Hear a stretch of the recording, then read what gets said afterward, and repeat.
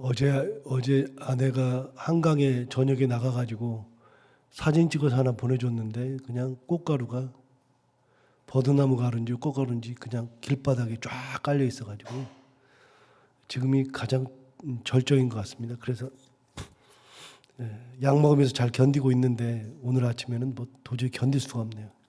혹시 제가 설교하다가 너무 시끄럽게 하거나 혹은 지금 목이 너무 아파가지고요. 그러고 있는데 혹시나 이상한 해도 용서하시기 바랍니다. 9절 보시면 우리가 우리 하나님 앞에서 너희로 말미암아 모든 기쁨으로 기뻐한다 그랬죠. 그러니까 사도 바울이 데살로니가 성도들을 생각하면 기쁨이 넘치는 그런 사람들이다. 이제 우리가 이제 사도 바울의 서신서를 읽다 보니까 점점 깨닫게 되죠. 어느 교회가 좋은 교회고 어느 교회가 문제가 많은 교회인지를 많이 깨닫게 되죠. 사도 바울이 가장 기뻐하는 교회들이 몇 교회가 이미 벌써 나와 있습니다. 대표적으로 빌립보 교회를 사도 바울은 굉장히 귀하게 봤고요. 골로새 교회도 그랬고 여기 데살로니가 교회도 참 좋은 교회였습니다. 그런 교회들이 되어야 하는데 고린도 교회 같은 교회들은 문제가 굉장히 많은 교회니까 이제 그런 교회가 되면 안 되겠죠. 그런데 사도 바울이 오늘도 데살로니가 교회를 통해서 하는 이야기가 뭐냐면 너희로 말미암아 기쁨으로 기뻐한다 이렇게 이야기합니다. 너희가 생각하기만 해도 기쁨이 넘친다 그런 겁니다. 그만큼 사도 바울이 생각하기에 데살로니가 교회들은 그런 정도의 교회가 아니었습니다. 절대로 이렇게 칭찬받을 교회가 그런 형편이 아니었습니다. 근데 칭찬받는 것은 그들이 그런 상황 속에서도 하나님의 은혜 가운데에 끝까지 신앙생활 잘 하고 있고 예수 그리스도의 은혜와 능력 가운데 살고 있었기 때문에 온전한 칭찬을 받게 되죠. 그래서 우리는 또 하나 알게 됩니다. 여러분 신앙생활을 잘 한다고 하는 것은 여기를 보시면 아는데 데살로니가 교회를 보면서 또 알게 되는데 신앙생활을 잘한다고 하는 것은 주일 예배를 잘 드리는 것이 결코 아닙니다. 물론 그거는 신앙생활을 잘하는 것에 대한 결과물일 수는 있습니다. 그러나 그것 자체가 신앙생활 잘하는 것이 아니고요.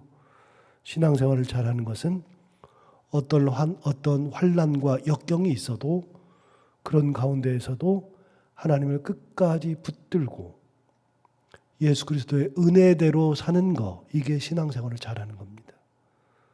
그래서 항상 우리가 염두에 둬야 되는 것은 교회 생활이냐 신앙생활이냐. 교회 생활은 큰 의미가 없습니다. 신앙생활을 해야 되는 거죠.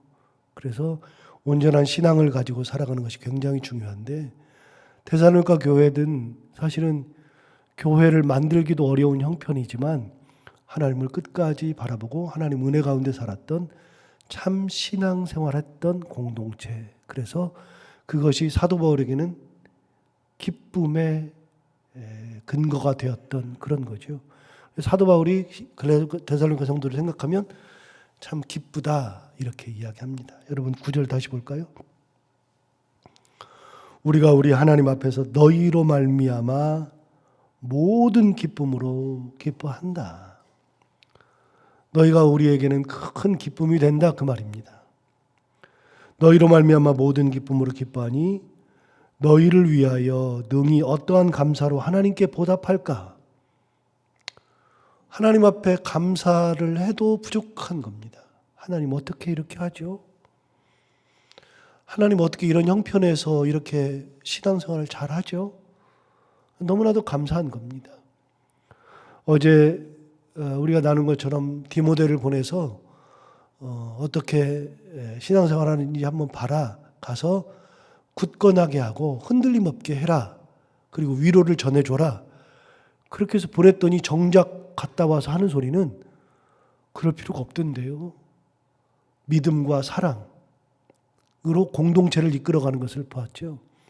그러니까 하나님 앞에 어떤 말로 어떤 감사로 기쁨을 우리가 표현할 수 있을까? 그렇게 얘기하는 공동체가 되었다는 겁니다. 10절 보시면 주야로 심히 간구함은 너희 얼굴을 보고 너희 믿음이 부족한 것을 보충하게 하려 함이라.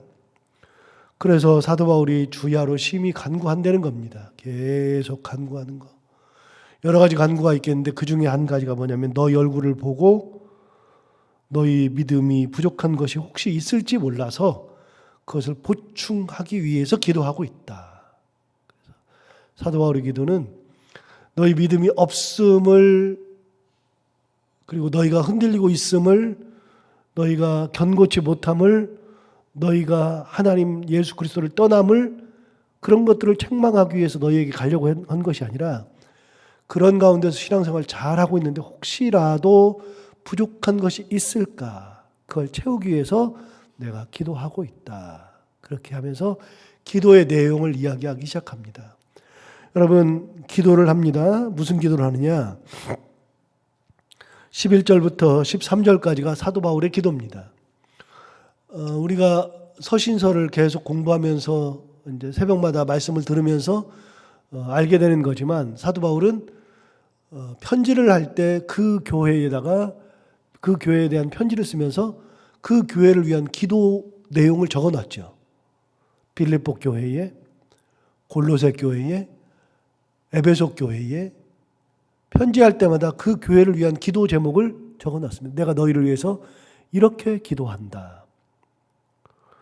그러니까 사도 바울의 편지를 읽을 때 너무나도 어렵다, 물론 어렵죠. 또 사도 바울의 편지를 읽을 때 너무나도 재미없다 그러는데 하나하나 따져보면 진짜 재밌습니다. 여러분 오늘 계속 사도 바울의 서신서를 보지만 너무나도 재밌잖아요. 나오는 사람들도 재밌고요. 그 다음에 누구를 보내려고 한다. 근데 대신에 누구를 보낸다. 너희들이 싸우는 걸 보니까 이렇다. 그런 내용들이 다 들어있습니다. 그 중에 하나가 사도 바울이 그 교회를 위해서 기도하는 내용입니다. 자, 그러면 오늘 데살로니가 교회를 위해서는 어떻게 기도하나 한번 볼까요? 자, 11절 보겠습니다. 하나님 우리 아버지와 우리 주 예수는 우리 길을 너희에게로 갈 수 있게 하시오며. 첫 번째 기도 제목이 뭐냐면 우리 아버지와 우리 주 예수는 우리의 길을 너희에게로 갈 수 있게 해주기를 기도하고 있다. 사도 바울이 데살로니가 교회를 방문할 수 있도록, 다시 갈 수 있도록 계속 기도하고 있는 겁니다. 그런데 여러분 2장 17절부터 볼까요? 2장 17절부터 보시면 이렇게 나왔습니다. 형제들아 우리가 잠시 너희를 떠난 것은 얼굴이요 마음은 아니니 너희 얼굴 보기를 열정으로 더욱 힘썼노라. 그러므로 나 바울은 한 번, 두 번 너희에게 가고자 하였으나 사탄이 우리를 막았도다. 이미 얘기했습니다. 사도 바울이 데살로니가 교회를 가려고 그러는데 사탄이 막은 겁니다. 이렇게 사탄이 막은 경우는 흔하지 않습니다. 가려고 했는데 안 됐다. 하나님이 막으셨다. 이거는 되는데 사탄이 막았다. 그러니까 사도 바울은 가는 길에 하나님도 막으실 때가 있고 사탄도 막을 때가 있습니다. 사도 바울은 자기가 원하는 대로 그렇게 다니지 못했습니다. 막히는 것들이 굉장히 많았죠. 실제로 사도 바울은 자기가 원하는 것을 거의 하지 못했습니다. 베드로는 어떻습니까? 여러분 베드로는 자기가 원하는 대로 다 했습니까? 베드로는 사도 중에 사도입니다. 첫 번째 가는 사도죠. 그럼 베드로는 계획한 것을 다 이루었고 자기가 생각하는 대로 다 했습니까? 비근한 예를 한번 들어볼까요? 사도행전 10장에 의하면 고넬료 이야기가 나오죠. 고넬료 이야기를 나올 때에 고넬료가 선행과 구제가 하나님 앞에 상달되었어요. 그리고 하나님께서 고넬료의 가정을 구원하시려고 계획하시는 것이 베드로였습니다. 고넬료는 당시에 가이사랴에 있었고요. 사도 베드로는 욥바에 있었습니다. 욥바도 해안 도시요 가이사라도 해안 도시인데 요빠에서 가이사랴까지는 차로 한 20여 분 가면은 되는 곳입니다. 그러니까 걸어가도 반나절 정도면은 가는 그런 곳입니다. 얼마 떨어지지 않은 곳에 베드로가 있었습니다. 거기서 사도 바울은 기도 시간이 되어서 정오 기도 시간이 되어서 12시에 기도하러 다락에 올라갔죠. 다락에 올라가지고 기도하고 있는데 배가 고픈데 그 가운데서 기도하는 가운데 환상이 보이는데 먹을 것이 내려온단 말이죠. 먹을 것이 내려와서 이것을 먹으라 그랬더니 사도 바울이 얘기합니다. 가만히 보니까 그거는 먹을 것이 아닙니다. 레위기에 있는 말씀처럼 그거는 먹을 것이 아닙니다.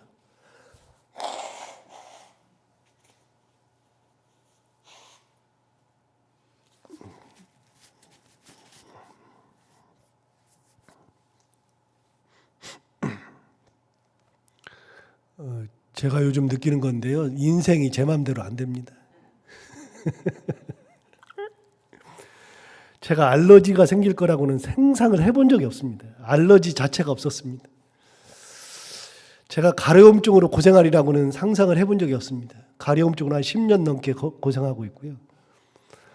코를 풀어대는데 이게 아니 만물의 영장인 인간이 꽃가루한테 져가지고 기침하고 있고 코를 흘리고 있고 목이 너무 아파하고 이게 인생이 뜻대로 안 됩니다. 여러분 사도 베드로가 그렇지 않습니까? 잡아먹으라 그러니까 하나님 내가 지금까지 살면서 한 번도 일해본 적이 없어 잡아먹어본 적이 없습니다. 내가 부정한 것을 먹어본 적이 없습니다. 그랬더니 하나님 뭐라 그러세요? 하나님이 정하다 한 것을 네가 왜 정하지 않다 그러느냐. 잡아먹어라. 두 번째 다시 내려옵니다. 하나님은 못합니다. 먹어라. 세 번째 내려와서 이야기한 것을 듣고 환상이 깨죠.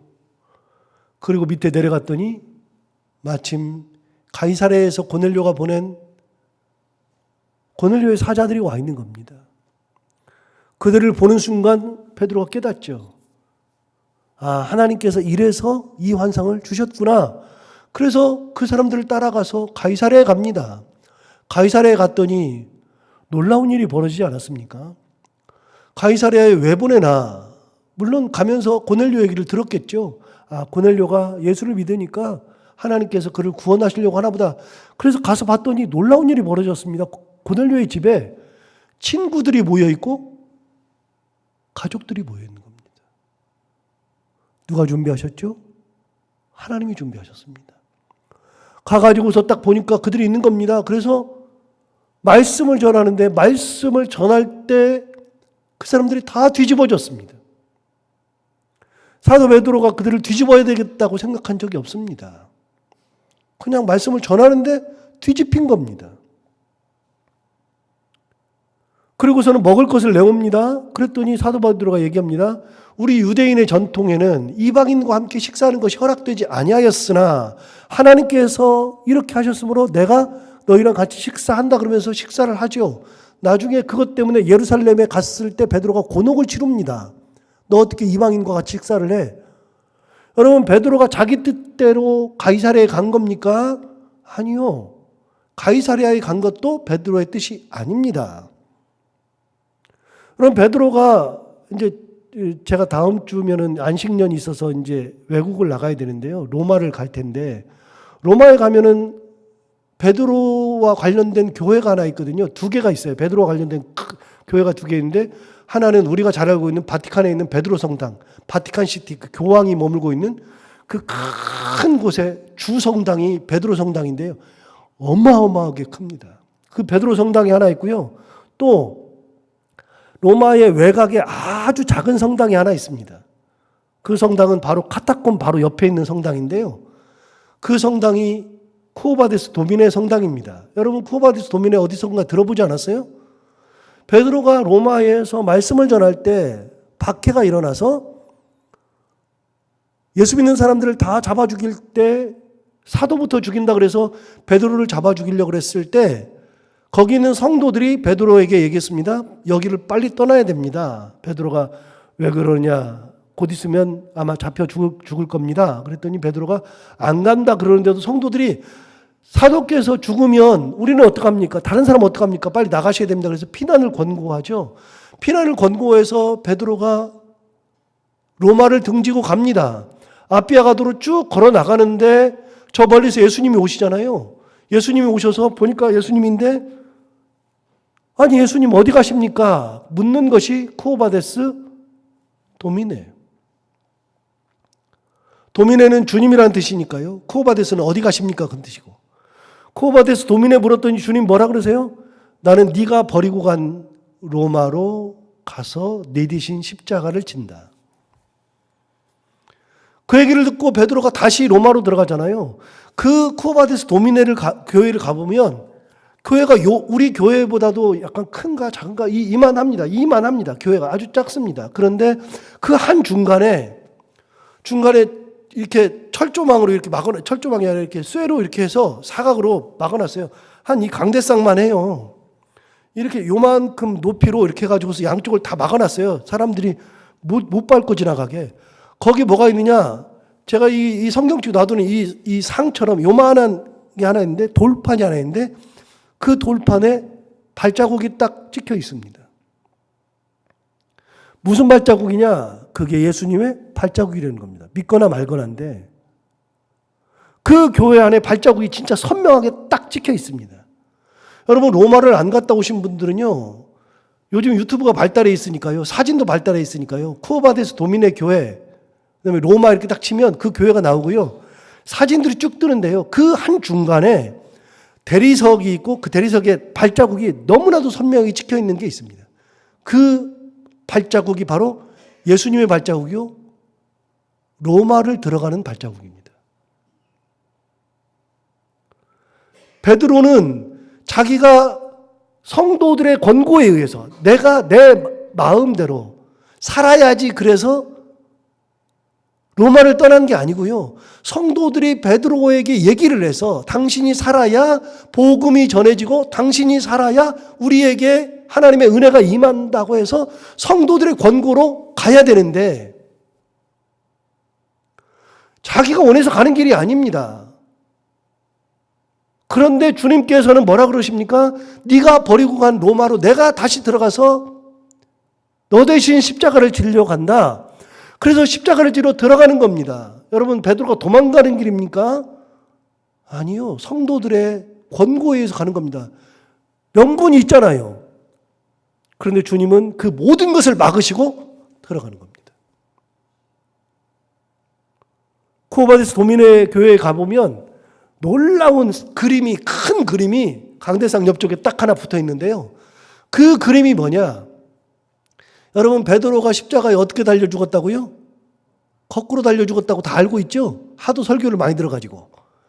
그 교회를 가보면 그 교회 한쪽 면에 큰 그림이 있는데 그 그림이 뭐냐? 베드로가 십자가에 거꾸로 달려서 죽는 그림이 딱 있습니다. 그 교회 들어가 보면 바티칸에 있는 베드로 성당 가면 큰 은혜를 못 받는데요. 그 조그만 그 쿠오바데스 도미네르 교회를 가보면 얼마나 큰 은혜가 임하는지 모릅니다. 여러분, 베드로가 자기 뜻대로 다 살았습니까? 절대로 그렇지가 않습니다. 요한복음 21장 한번 가볼까요? 제가 가진 성경으로 186페이지.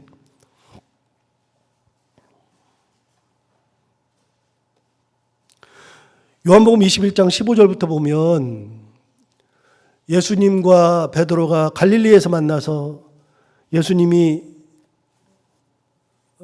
조반을 먹이신 다음에 묻는 장면이 나오죠. 15절부터 보시면 조반 먹은 후에 요한의 아들 시몬아, 내가 이 사람들보다 나를 더 사랑하느냐? 그랬더니 주님 그러하나이다. 내가 주님을 사랑하는 줄 주님께서 아시나이다. 내 어린 양을 먹이라. 이 세 번의 대화가 17절까지 나옵니다. 세 번의 대화 다음에, 그 대화 다음에 18절에 예수님이 이렇게 말씀하십니다. 내 양을 먹이라, 내 양을 치라, 내 양을 먹이라 한 다음에 이렇게 말씀하십니다. 18절. 내가 진실로 진실로 내게 이르노니 내가 젊어서는 스스로 띠띠고 원하는 곳으로 다녔거니와 늙어서는 내 팔을 벌리리니 남이 내게 띠띠우고 원하지 아니하는 곳으로 데려가리라. 여러분, 베드로에게 뭐라고 말씀하시냐면 이렇게 말씀하시는 겁니다. 네가 젊었을 때는 네 마음대로 다 다녔다. 네가 띠띠고 마음대로 막 허리띠하고 가고 싶은 대로 막 가고 그랬다. 그런데 네가 이제는 늙어서는 어떻게 되느냐? 내 팔을 벌린다. 십자가에 달려서 죽는다는 것을 미리 말씀하시죠. 내 팔을 벌리리니 남이 내게 띠띠우고 원하지 아니하는 곳으로 데려가리라. 여러분, 예수님은 베드로에게 그의 인생의 마지막을 뭐라 그랬어요? 너의 인생의 끝은 네가 원하는 길이 아니다. 말씀하셨습니다. 이제 그 다음 얘기는 좀 기니까 빼고요. 여러분, 베드로도 자기가 원하는 인생을 사는 것이 아니라 하나님께서 이끄시는 인생을 산 거죠. 사도 바울은요. 사도 바울은 자기가 원하는 대로 다 했습니까? 내가 가려고 한다 그럼 가집니까? 놀랍게도요. 여러분 11절에 있는 오늘 본문 11절에 있는 기도는 이렇게 얘기했습니다. 하나님 우리 아버지와 우리 주 예수는 우리 길을 너희에게로 갈 수 있게 하시오며, 이게 기도 제목입니다. 너희를 위해서 이렇게 기도하고 있다. 내가 너희한테 갈 수 있도록 기도하고 있다. 그러면 가집니까? 여러분 이러면 가집니까? 여기는 같다고 저는 느껴집니다. 압니다. 예, 생각합니다. 여러 가지 정황상 훗날 갔습니다. 갈 수 있었습니다. 갈 수도 있습니다. 그러나 못 간 데도 많습니다. 사도 바울은 가려고 기도했는데 결국은 못 간 데도 많고요. 자기가 원하는 대로 그렇게 인생을 살지 못했습니다. 여러분, 그러니까 서신서를 보면서 계속 느끼는 거, 말씀드리는 거는 우리가 원하는 인생을 사는 것이 아니라 하나님께서 이끄시는 인생을 산다는 거 기억하고 살아야 합니다. 사도 바울도 자기 마음대로 못하고 살았는데요. 저는 제 마음대로 하겠습니까? 여러분, 제가 친구를 얼마 전에 이제 가서 만났어요. 친구를 만났는데 이제 그 친구가 누나들이랑 소송을 해가지고요. 이제 그 아버지가 돌아가시면서 이제 돈이 좀 많아가지고 아버지가 재산의 절반을 그 녀석한테 줬어요. 그러니까 그 녀석이 돈이 굉장히 많아요. 그런데 엄마가 가지고 있었던 재산이 있는데 이제 엄마는 나중에 돌아가셨는데 엄마가 돌아가시기 전에 재산을 가지고 있다가 이 엄마가 또 딸들이 셋이 더 있는데 딸들한테는 안 주고 아들한테만 다 줬어요.